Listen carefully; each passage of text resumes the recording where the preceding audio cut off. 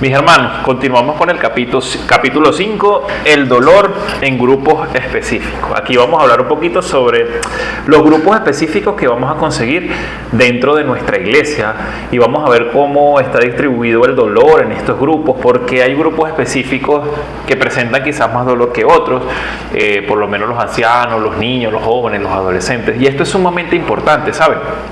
Porque la palabra del Señor dice que la iglesia es un cuerpo, ¿cierto? Que Cristo es la cabeza y como cuerpo tenemos diferentes, o el cuerpo tiene diferentes miembros. Cada uno de nosotros tiene diferentes llamados, diferentes propósitos. Sin embargo, eso no significa que estemos ajenos al dolor. Eso no significa que un anciano o un niño o un joven de la iglesia esté ajeno al dolor y usted no puede abordar al anciano de la misma manera que aborda al niño. Así que vamos a ir estudiando todos estos aspectos que son sumamente importantes. El dolor en el anciano.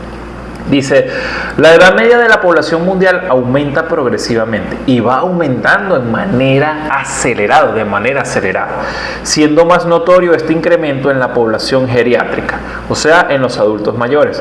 El dolor en la población geriátrica es de suma importancia, ya que su prevalencia en general está entre el 50 y el 70%.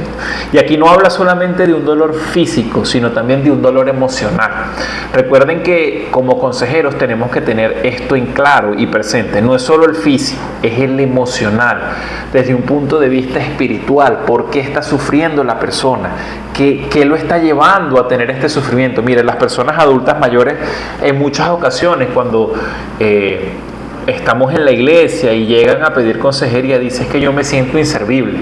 Yo siento que mi hijo se fue y se alejó de mí y siento un dolor en mi corazón, dicen ellos, que es la palabra común y cotidiana, que una angustia que me está carcomiendo, me siento inservible. Y usted tiene que saber abocar esa situación.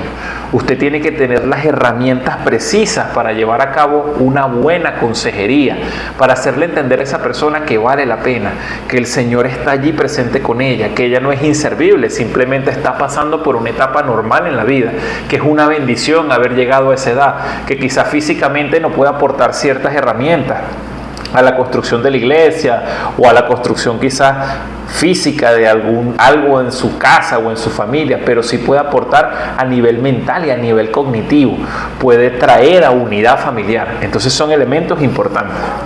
Dice, los ingresados en centros geriátricos ascienden al 70 y 80% de los pacientes, y en los que padecen enfermedades oncológicas como cáncer supera el 80%. Esto también se da por la sociedad, por lo perdida que está la sociedad, por cómo la gente se enfoca más en el ingreso económico que en tener en cuenta que tu padre, tu progenitor, desde un punto de vista biológico, sabemos que es un propósito de Dios que tengamos nuestros padres, pero ellos entregaron su vida de cierta forma para nuestro crecimiento y para nuestro desarrollo. Las dificultades en establecer la intensidad y las características del dolor, así como el ajuste de dosis de fármacos, la instauración de terapias mínimamente invasivas, contribuyen para una elevada prevalencia del dolor en esta población geriátrica.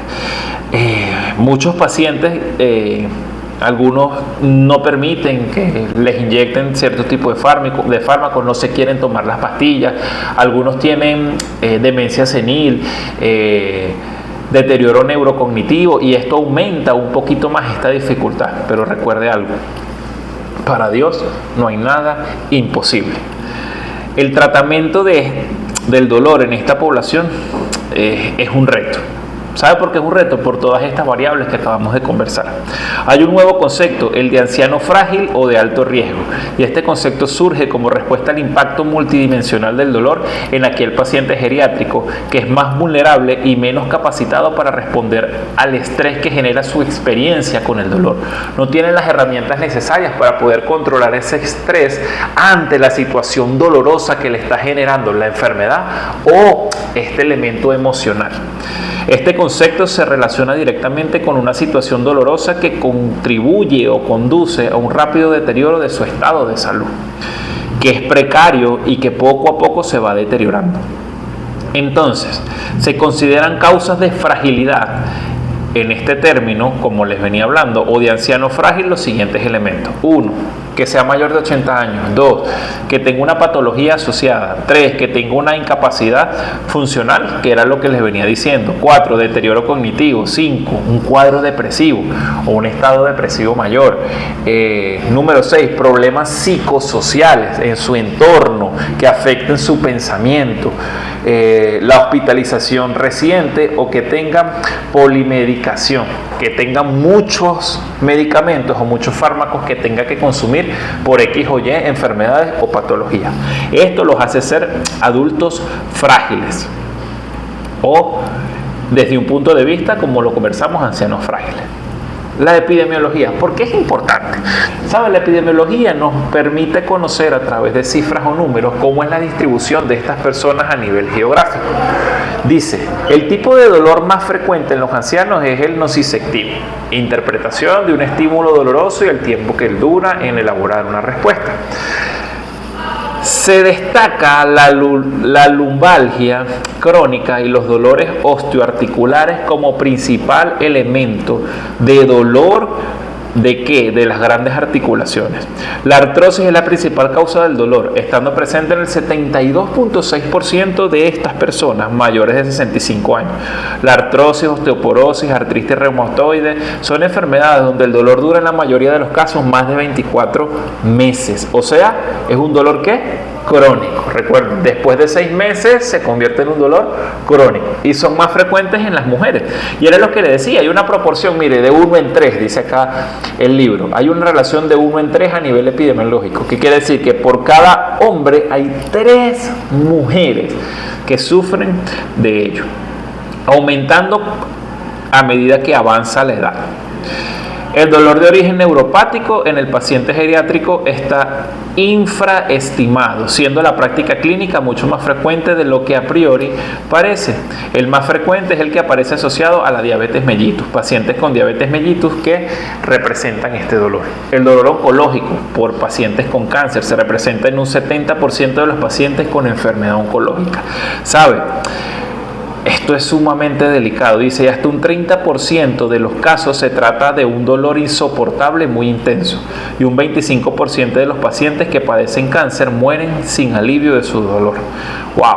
Y esto es fuerte, mis queridos hermanos, porque nosotros debemos entender que no solamente sufre el paciente, sino también sufre la familia, también sufre el entorno, también sufre todo lo que los rodea.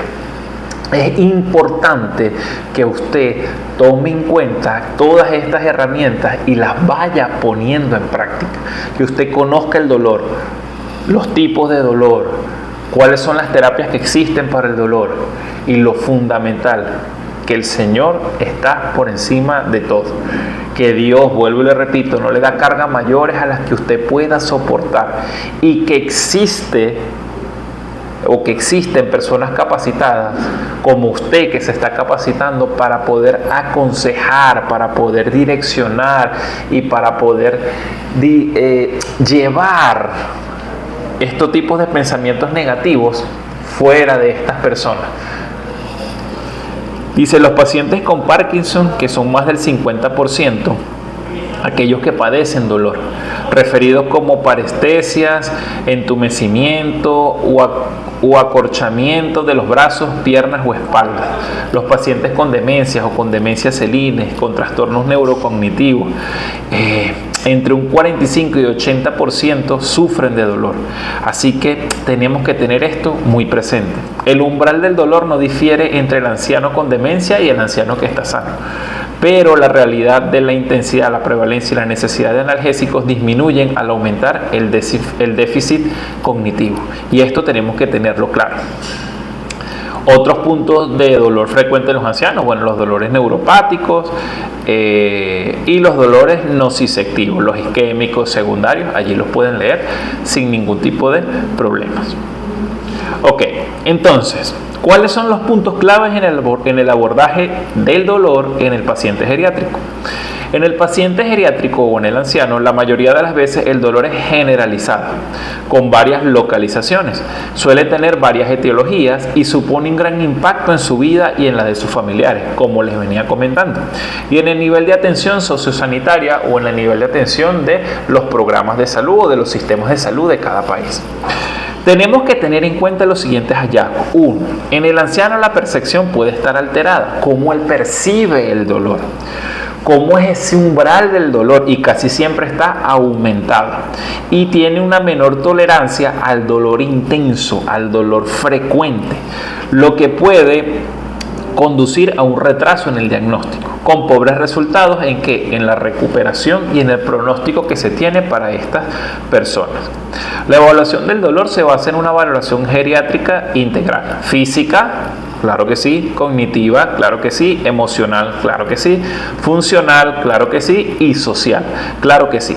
Tenemos que estudiar los antecedentes que existen, las comorbilidades, o sea, si ha tenido otro tipo de enfermedades o no, cuáles son las causas, cuáles son las características, cuáles son los signos, los síntomas, cuáles son los factores agravantes que atenúan el dolor, cuál es la respuesta a otros tratamientos que esta persona haya tenido. ¿Cómo es su vida social? ¿Cuáles son sus actividades en la vida diaria? Cuando nosotros caracterizamos e identificamos ciertos elementos o estos elementos, el tipo de dolor supone un paso imprescindible para diseñar una estrategia eficaz para el control y la erradicación del dolor. Tenemos que considerar que el dolor es normal en los ancianos. No creer al paciente el miedo por parte de los facultativos a los efectos secundarios de los analgésicos, interacciones farmacológicas, riesgo de adicción, comorbilidades, las creencias culturales y o religiosas por parte del paciente, así como la negación psicológica de los temores a los tratamientos o admitir el dolor, son algunos de los factores de infravaloración e infratratamiento del dolor. Usted tiene que entender que hay muchos elementos, ¿sí? Hay muchas variables que van a interferir en el dolor y usted tiene que tenerlas en cuenta. Las características fisiológicas, las características culturales, las características familiares, la edad, el sexo, todos estos son elementos. Las características religiosas, las características alimenticias, sus creencias. Mire, no es lo mismo una persona de esta edad que trate de sobrellevar el dolor no creyente a un creyente, ¿sabe? Hay estudios que afirman, hechos en la Universidad de Harvard, que más del 75% de las personas que pasan por un cuadro doloroso siempre se aferran a algo espiritual. ¿Sabe? Dios no se equivoca. Dios es perfecto. Nos envió a su Hijo para que a través de Él y los que creyéramos en Él le obtuviéramos salvación y obtuviéramos vida eterna. Y aparte de esto, cuando Él se entrega voluntariamente y resucita y se va al cielo, a la diestra del Padre, no nos deja solos. Nos envía el Consolador, uno mayor o igual que Él, dicen las Escrituras, que está con nosotros, en nosotros y sobre nosotros. Y es quien nos ayuda en todos estos procesos.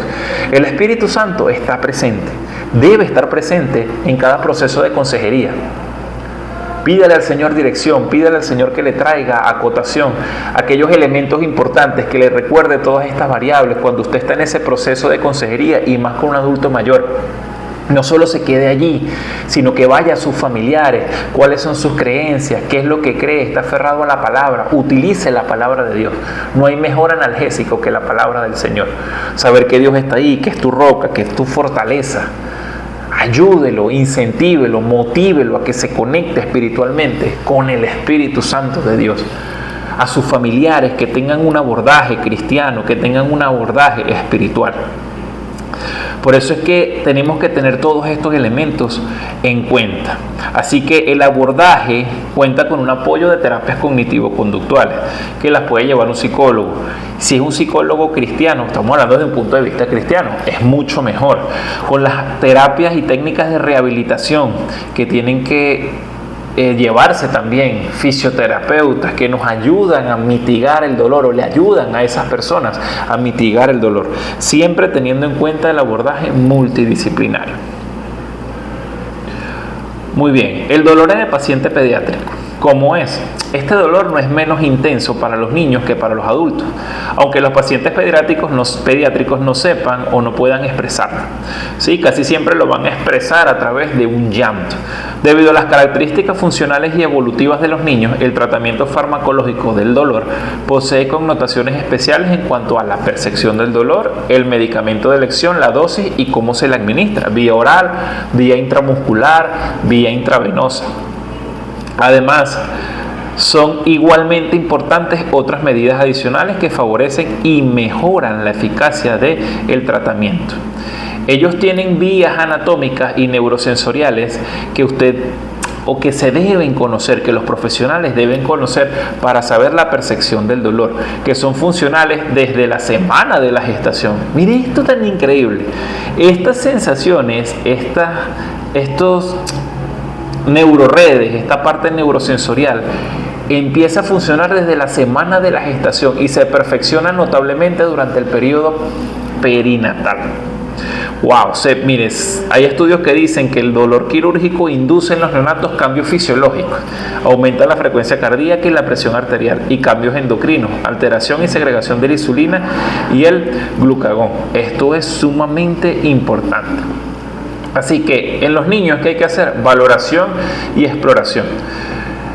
Dice, la dificultad de valorar el dolor aumenta cuando menor es el desarrollo del niño. Si el niño, mientras más pequeño sea, más difícil va a ser valorarlo desde ese punto de vista.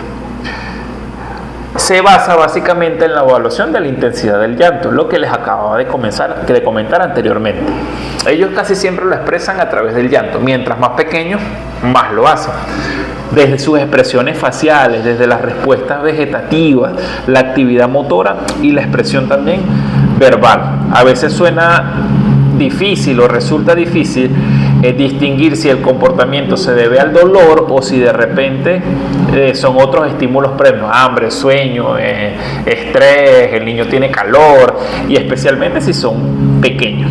Es muy importante que este paciente pediátrico o que en el paciente pediátrico se individualicen las circunstancias del entorno del paciente.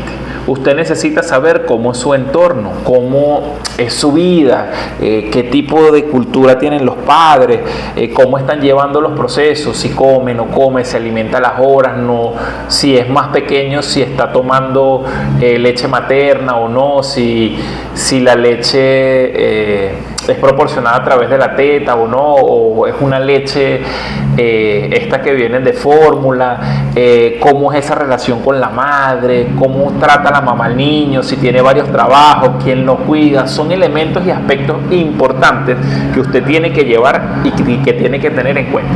Aparte de esto, bueno, la dosificación en el área médica.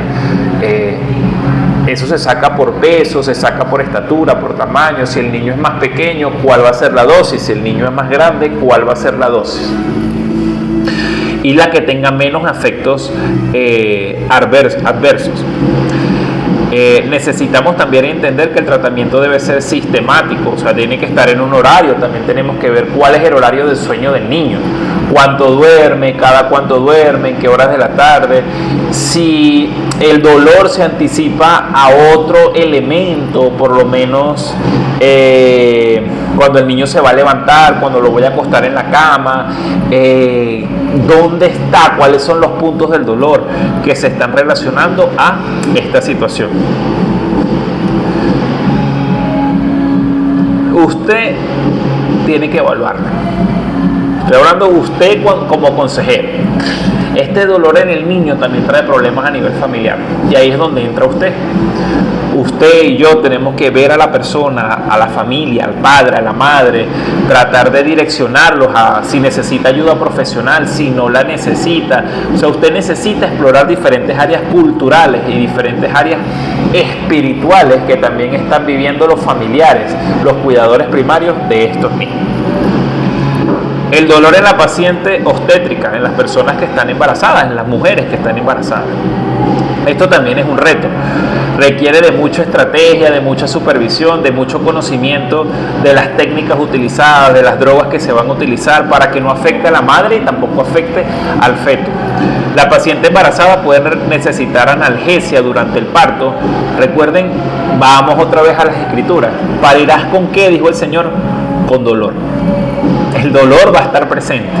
A veces proporcionan analgésicos porque el dolor es severo al momento del parto. También el dolor severo se caracteriza cuando se presentan ciertas situaciones, hay puyazos, hay sensaciones de que bueno, ya voy a dar a luz, no voy a dar a luz, está esa incertidumbre de que mi hijo esté sano, esté creciendo bien. Por eso es que un abordaje psicológico y una consejería cristiana desde un punto de vista espiritual es sumamente importante para las personas embarazadas, para las mujeres embarazadas y en su proceso antes, durante, o sea, antes y después de dar a luz. Existe un principio básico a la hora de tratar a una embarazada. Ningún fármaco es 100% seguro y esto lo tienen o lo tenemos que tener presente. Se debe evitar la prescripción médica innecesaria y ampliar la dosis, y la ruta de administración adecuada, la que sea más digámoslo desde este punto de vista, la que es la dosis correcta y la forma de administración correcta y que infrinja menos dolor. Dice, un estudio de cortes recientes en Estados Unidos encontró que el 14% de las gestantes se había prescrito algún opioide antes del periodo preparto, por los dolores que esto genera. Un opioide es algún tipo de sustancia, algún tipo de elemento que también se obtiene de plantas naturales o de que contiene algunos elementos químicos que te pueden ayudar para mitigar o subyugar el dolor. Dice, el dolor se presenta con mayor frecuencia en estas embarazadas. ¿Y cuál es el dolor? El músculo esquelético. No soporto ya la barriga, me está creciendo mucho. El peso hace que presente un dolor en la espalda. Recuerdo que mi esposa dormía de lado, porque decía que el peso de la barriga era insoportable. De hecho, yo la veía y decía, wow, te duele mucho, vamos a hacer esto, tranquila, ya va a pasar, siempre llenando su cabeza de pensamientos positivos y que no se enfocara en el dolor, sino que se enfocara principalmente en la bendición de dar a luz. Esto es un regalo de parte de Dios. ¿Cuántas mujeres quieren dar a luz y no pueden? ¿Cuántas mujeres quisieran tener niños y no pueden? ¿Cuántas mujeres han muerto o se les han muerto niños? Entonces son elementos indispensables. Trabajar siempre pensamientos positivos que ayuden a que espiritualmente la persona se enganche más con Dios, con el propósito que Dios tiene para ese niño y para esa madre. Dice, entre las causas más frecuentes se encuentra el dolor lumbar alto, el 10%, el dolor lumbar bajo, 41%, y la sacroileitis, que es el 48%. Los cambios fisiológicos que ocurren en el embarazo relacionados con la laxitud articular, desplazamiento del centro de gravedad y la acentuación de la lordosis lumbar explican la alta prevalencia del dolor lumbar durante este periodo. Ok, también se presenta un dolor posoperatorio, no solamente es un dolor en el momento del parto. Ahora supongamos que esa mujer tuvo una cesárea. Tienen que abrir allá y tienen que sacar el feto y ese corte, esa herida causa dolor. También en personas que están siendo operadas. Dicen que las cicatrices externas de una operación pueden curar rápido, pero la cicatriz interna es la más difícil de cerrar y es la que se le tiene que prestar mayor atención desde un punto de vista médico. Cuando las personas están siendo llevadas a intervenciones quirúrgicas de manera constante, ahí también se implica el dolor. Es importante realizar una correcta evaluación tanto del dolor como de sus síntomas acompañantes, así como de los efectos secundarios, de los tratamientos. Debemos definir la presencia de dolor neuropático acompañante y tratarlo adecuadamente. El dolor postoperatorio intenso tiene importantes efectos fisiológicos y también psicológicos, y su correcto control disminuye la morbilidad, el número de personas enfermas en un transcurso del tiempo y en un área geográfica, y acorta la estancia hospitalaria. Se emplea una escalera analgésica de la OMS, la Organización Mundial de la Salud, con los matices propios en lo que se refiere a las vías de administración, importancia de las técnicas, locorregionales y el ambiente hospitalario. En la medida de lo posible se intentará emplear la vía oral en cuanto esté disponible y sea tolerable por el paciente. Así que usted tiene que identificar los pacientes vulnerables de estos elementos, controlar los factores modificables preoperatorios, controlar los factores modificables intraoperatorios y el tratamiento del dolor postoperatorio. Es importante saber y darse cuenta de que estas personas también sufren dolor, pero esto es un dolor que está siendo infringido por un procedimiento quirúrgico. Pasa mucho y les recomiendo que cuando usted tenga una consejería con estas personas, ellos se le van a quejar mucho y se van a llenar de pensamientos automáticos que casi siempre suelen ser negativos. Aplicar reestructuraciones cognitivas en esta área por parte del nivel o del profesional en el área de la salud mental es sumamente importante. ¿Sí? Él tiene que saber, porque siempre le van a llegar, ¿para qué me operé? No era necesario que me sacaran este tumor benigno. Usted tiene que entrar allí con autoridad y decir, todo pasa por algo, todo tiene un propósito. Y si era necesario extraerlo, es porque los médicos lo dijeron. Ahora céntrate en tu proceso recuperativo, que es normal, natural y es evidenciado en todos los pacientes que pasan por aquí. Y usted empiece, de cierta manera, a reforzar el pensamiento positivo. Recuerde, siempre hágale entender a la persona que Dios está a su lado, que Dios está ayudándolo, que Dios está tomando su mano. Mire, Jesús está allí, el Espíritu Santo está allí. Vamos a salir de esto, vamos a llevar una charla, vamos a tratar de conversar para subyugar el dolor que puedes estar sintiendo. No dejes de tomar tu tratamiento, no dejes de asistir al médico, porque ellos también son instrumentos en la mano de Dios. Así que hágale entender estas cosas a las personas. Y por último, mis queridos hermanos, vamos a hablar del capítulo número 6, dolor y sufrimiento desde un punto de vista teológico, que es sumamente importante. Mire, el estudio de los términos de dolor y sufrimiento humano vienen a ser un gran desafío para la fe cristiana, en relación con la imagen de un Dios que es amor y omnipotente, en cuya perspectiva se comprende que Dios no desea el sufrimiento al hombre, si bien lo permite porque resulta necesario para su crecimiento ético y espiritual. Y pasa mucho. Si Dios es amor, ¿por qué permite el dolor? Si Dios es amor, ¿por qué esto me duele tanto? Si Dios quiere el bien para mí, ¿por qué me duele? Son preguntas que le van a llegar a usted. Son preguntas que usted tiene que discernir y hacerles entender que Dios está al control de todas las cosas. Y siempre a los que aman a Dios, todas las cosas obran ¿para qué? Para bien, de acuerdo a que al propósito para el cual usted y yo fuimos diseñados en sus manos. En el siglo XXI, sin lugar a dudas, se ha caracterizado, o este siglo se caracteriza porque las personas dicen vivir en una sociedad donde el sufrimiento es el factor común. Dicen que están viviendo en una época donde todo está lleno de sufrimiento, el cual es generado por un sinnúmero de problemas diarios, entre los que se mencionan enfermedades, guerras, hambre, violaciones de derechos humanos, problemas económicos, en fin. El concepto de sufrimiento se ha ligado al concepto de dolor, pero en realidad, ¿qué es el sufrimiento? Y era lo que decíamos desde el punto de vista filosófico. O sea, se liga el dolor al sufrimiento, pero ¿qué es el sufrimiento? Anteriormente habíamos abordado este interrogante y se hace necesario retomarla en este concepto para poder hablar de la incidencia del sufrimiento en la fe cristiana.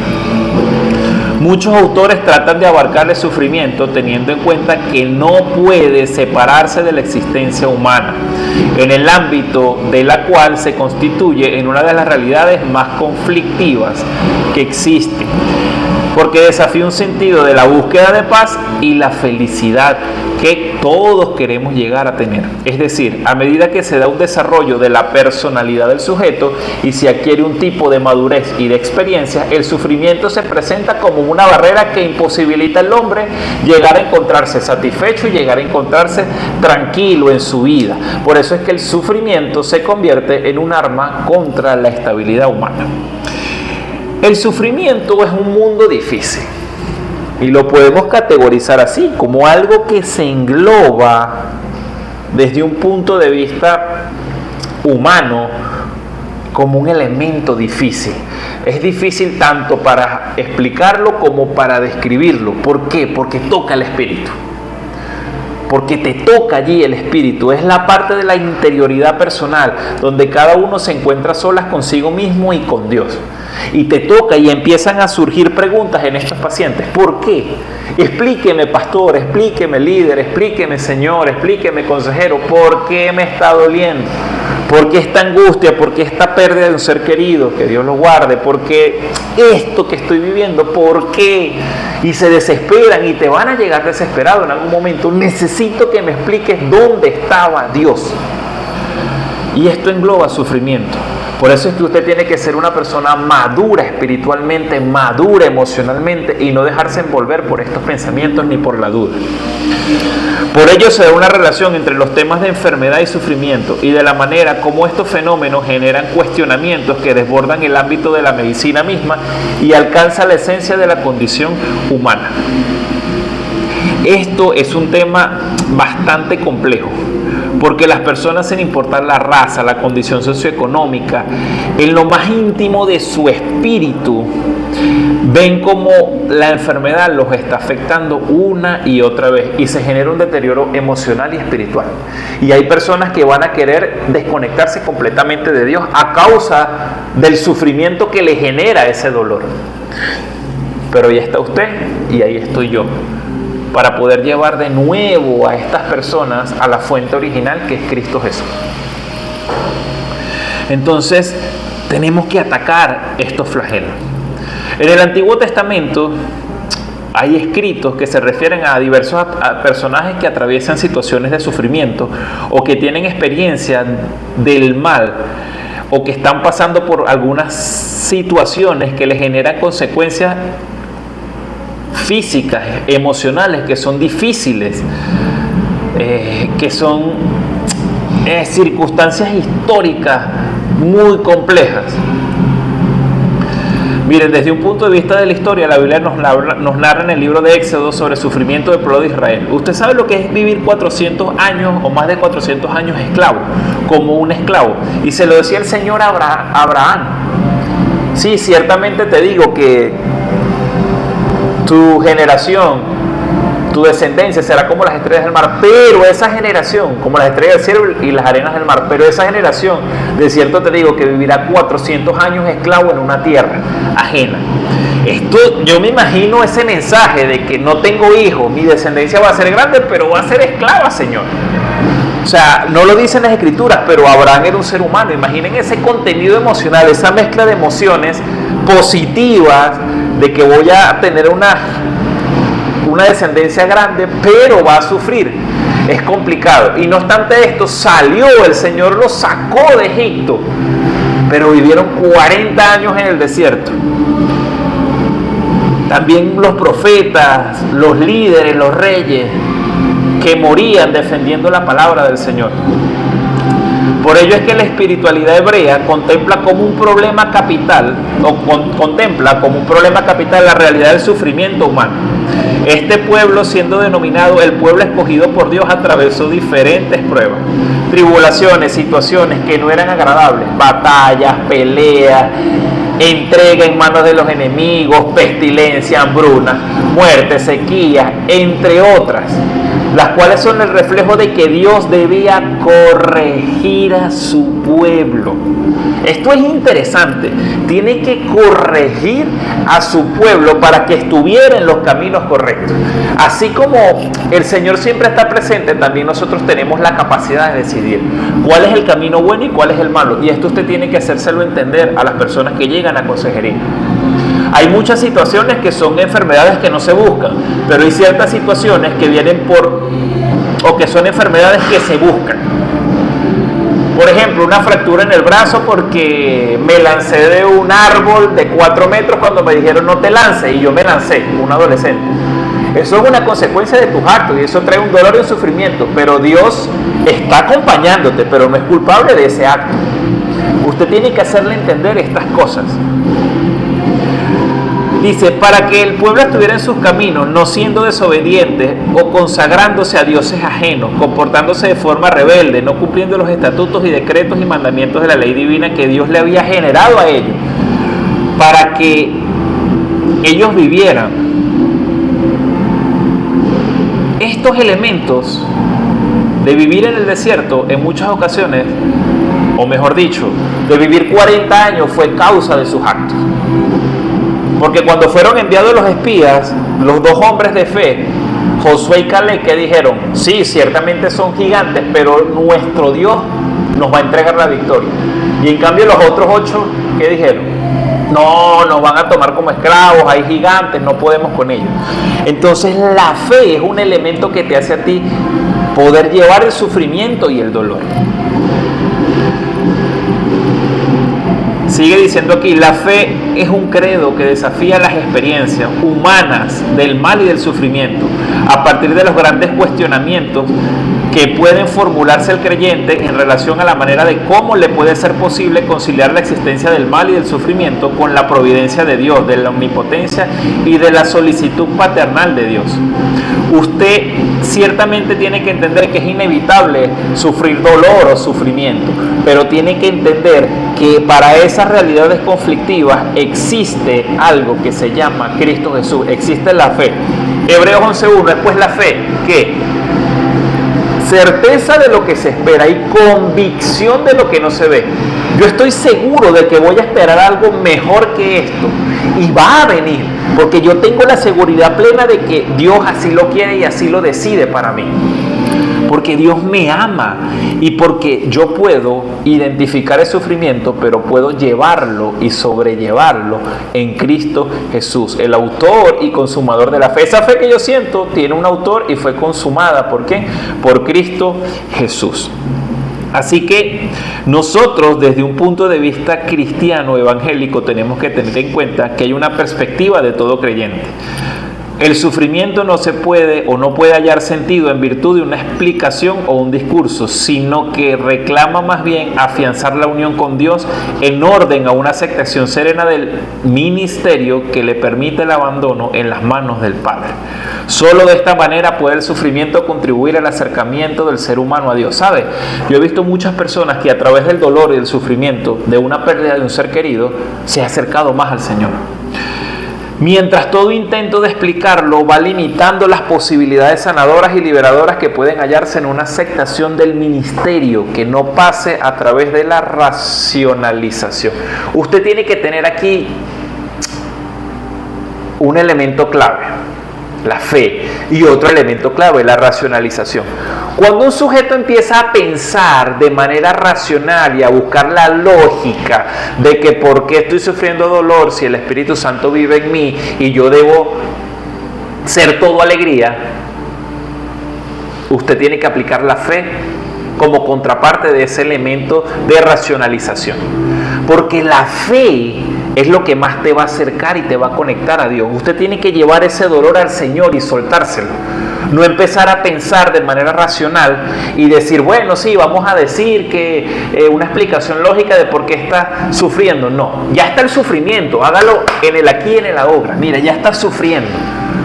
Te llegó un hermano a la consejería, estoy pasando por esta situación dolorosa. Ya está la situación, no podemos volver atrás. Vamos a trabajar en nuestra fe. ¿Cómo podemos sacarle provecho a esta situación dolorosa? ¿Cómo Dios te quiere ayudar? ¿Cómo vas a salir de esta situación? Porque el sacrificio que Dios hizo en la cruz del Calvario vence cualquier problema. Porque la palabra dice, por su llaga fuimos ¿qué? Sanados. No hay enfermedad. Usted puede ser sanado a través de Cristo Jesús. Actívese en fe, muévase, lleve el tratamiento. Si Dios lo permite, usted va a ser sanado con el tratamiento. Y si Dios quiere, Dios lo sana milagrosamente en este momento. No se desconecte de la oración. No se desconecte de la presencia de Dios. ¿Cuál fue la actitud de Jesús frente al sufrimiento? Miren esto. Al principio de su vida pública tenemos un planteamiento esquemático de lo que había de encontrar y soportar a lo largo de su vida. Jesús ya lo sabía. Es Dios hecho hombre y Él ya sabía que iba a sufrir y a padecer. Lo dice en el libro de Isaías. Lo dicen las Escrituras, como cordero fue llevado al matadero, no abrió su boca. no abrió su boca. Él vivió y experimentó situaciones de dolor, de rechazo de sus mismos apóstoles que no entendían sus parábolas, de su mismo pueblo. A lo suyo vino, pero los suyos no le recibieron. Mire, Jesús, dice el libro de los Hebreos, que no tenemos un sumo sacerdote que sea ajeno a nuestras dolencias. Hágale entender eso a la persona que está sentado junto a usted. Sino que tenemos un sumo sacerdote que fue probado en todo, que pasó por todas las cosas. Dice en Lucas capítulo 4 que el Espíritu de Dios guió a Jesús o lo llevó para ser tentado por el diablo. Y Dios nunca cayó, Jesús nunca cayó. Venció esta tentación. Usted puede vencer el dolor. Inyéctele las escrituras. Jesús fue sujeto a limitaciones humanas, pero también fue 100% Dios. Él tendría que pasar hambre en más de una ocasión. Él estaría sometido a otras penalidades de la vida humana. Moriría sin conquistar a todos los pueblos del mundo. Ni siquiera la mayor parte de los hijos de Israel, que parecían también preparados para reconocerle a Él como el Mesías y para recibirle. Jesús rechaza todas las proposiciones del demonio y acepta el plan del Padre. Yo estoy con Cristo Jesús. No importa que lleve dolor o muerte, yo estoy con Cristo Jesús. Ahí está su originalidad, ahí está su esencia. No hace proyectos con lógicas humanas, sino con pensamientos que se direccionan hacia un mundo espiritual. Deja todo en las manos del Padre, en los planes del Padre, que no son una quimera inventada para justificar el fracaso. No, Dios ya sabía lo que iba a pasar y su muerte nos iba a entregar salvación y vida eterna. Y Él lo aceptó. Él lo aceptó. Ya estaba anunciado y determinado en las Escrituras. Él es siervo, depende absolutamente del Padre. Haga que la persona dependa absolutamente de Dios. Y que todos los elementos sean estas partes del cuerpo que quizás Dios utiliza para su sanidad, para poder mitigar el dolor. Ya estaban anunciadas en las Escrituras estos elementos. Acepta sin más todo lo que está determinado por Dios. Si en algo se opusiera, ¿cómo se cumplirán las Escrituras de que así debía suceder? Él va desarrollando y va experimentando ciertas penalidades en su vida, así como nosotros lo hacemos. Y Dios está presente, Dios sabe lo que nosotros tenemos que pasar, tenemos que sobrellevar. Mire, Jesús, lleno de alegría en el Espíritu Santo, exclamó: te doy gracias, Padre, Señor del cielo y de la tierra, porque has escondido estas cosas a los sabios y a los entendidos y las has revelado a la gente sencilla. Sí, Padre, porque así te ha parecido mejor. Lucas 10:21. El resultado del sacrificio de Dios no fue un fracaso. No fue un fracaso, es de admirarle, es de darle gracias. En las cosas que nos llaman más la atención de Jesús, su sencillez, su espontaneidad, su confianza, cómo Él asume la vida real, cómo Él asume lo que tiene que vivir. Hay razones para su sufrimiento.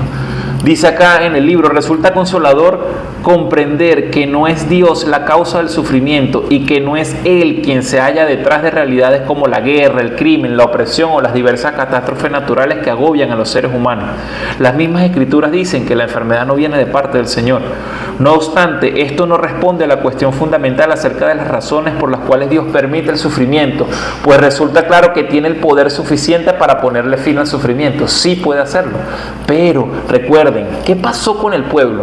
Lo estaba formando. En esta perspectiva, Dios estaría permitiendo que Satanás demuestre cómo gobernaría Él a la humanidad y que bajo su influjo los seres humanos se gobiernen a sí mismos. Sería ello lo que atestigua la larga historia de la humanidad, en la que sus múltiples formas de gobierno y hasta sus casi impensables avances en diversos órdenes no solo ha hecho desaparecer el sufrimiento, sino que se convierte incluso en la causa del mismo. Dios conoce la convivencia y el porvenir del ser humano. Él conoce nuestro pasado, nuestro presente y nuestro futuro. Es por eso que Él es el más indicado y el único que nos puede ayudar en nuestro diario vivir. Sin embargo, quiere que el ser humano le adore en espíritu y en verdad.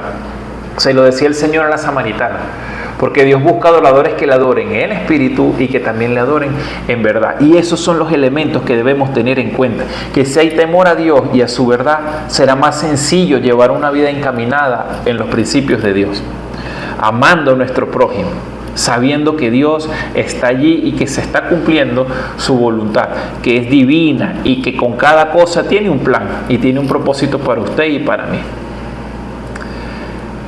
¿Hay sufrimiento? Sí, hay sufrimiento. No les voy a mentir, hermano.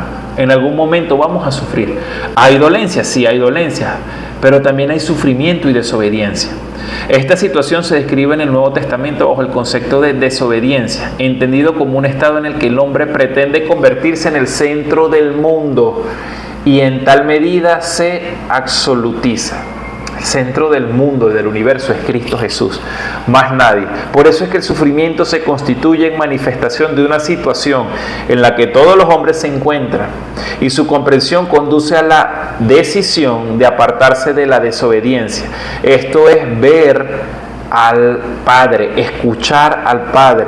Debemos utilizar la Biblia como esa arma que el Señor nos entrega. La presencia del sufrimiento le pone al hombre en evidencia que ha desplazado a Dios para ubicarse Él en el lugar central. No podemos perder el escalafón, no podemos saber que primero es Dios. Amarás al Señor Dios con todo tu corazón, con toda tu alma, con toda tu mente, con toda tu fuerza, y amarás a tu prójimo como a ti mismo, pero Dios es el principal, lo central, lo que está allí. Dice Spikeman, miren lo que dice en el 2002: mientras el malo encuentra aceptable y perfectamente en orden vivir a costa de los demás, ¿para qué cambiar la situación? El que sufre se ve obligado a experimentar la falsedad de la situación.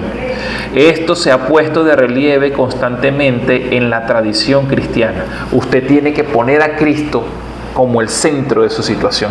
Grandes personajes han entendido el sufrimiento como irremediable o como el irremediable reverso de la arbitrariedad individual, por el que el hombre vuelve a ser conducido a la verdad.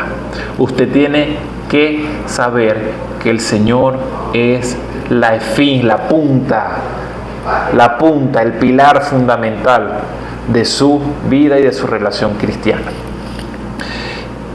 Y por último, para ir terminando las clases, o la clase perteneciente a este libro de la algología, vamos a hablar del testimonio, vamos a hablar de la posición de la religión frente al sufrimiento y algunos elementos importantes. Por ejemplo, como hemos venido diciendo, todos estamos llamados a unirnos al sufrimiento de Cristo. Por eso Pablo nos mencionaba que ya no vivo yo, Cristo vive en mí, y que yo fui crucificado y sepultado con Cristo Jesús, pero también resucité con Él al tercer día como cristiano. Entonces la noticia que representa Cristo es la buena nueva del reino.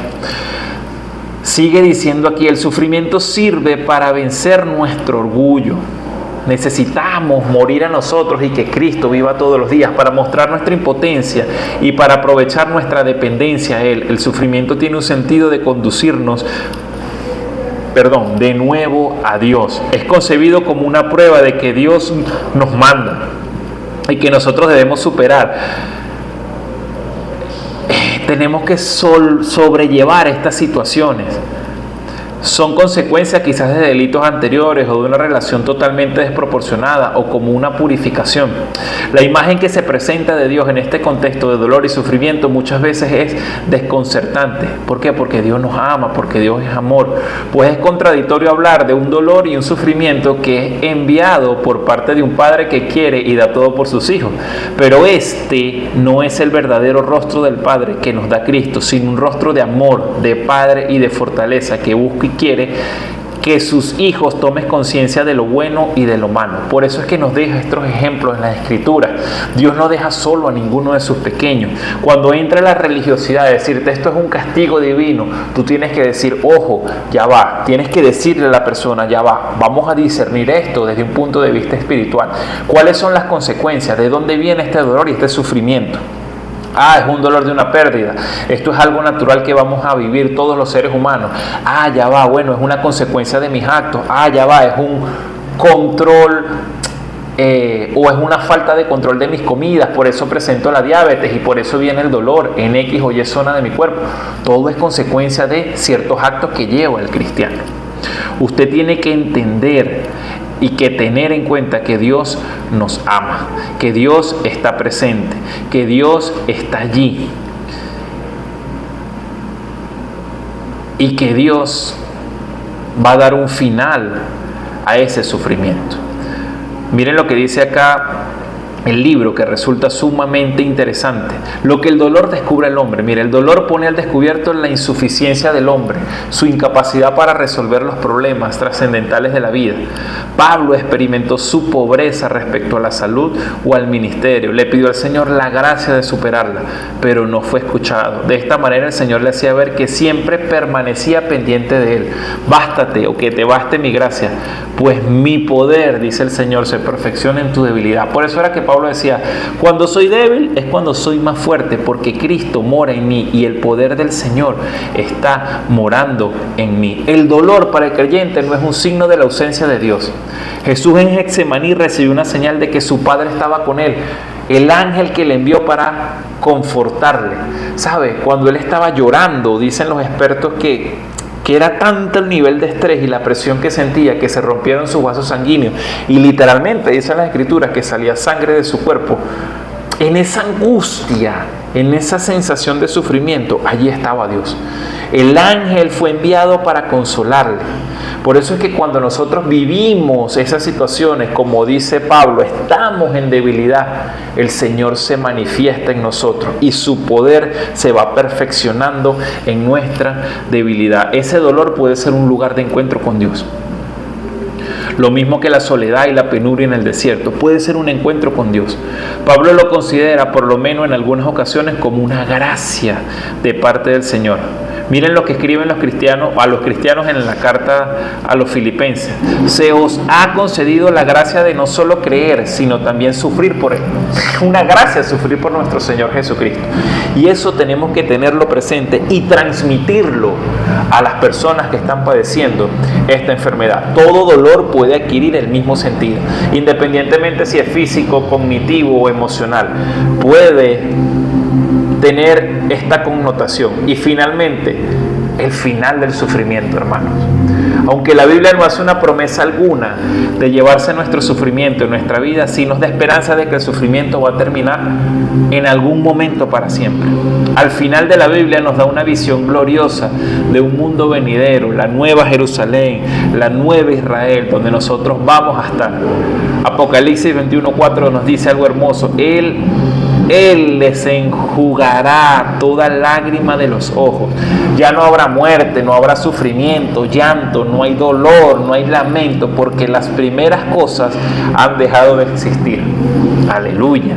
Usted tiene que tener en cuenta que la imagen de Dios limpiando las lágrimas de su gente comunica no solo el cese del sufrimiento terrenal, sino también el consuelo para el sufrimiento terrenal.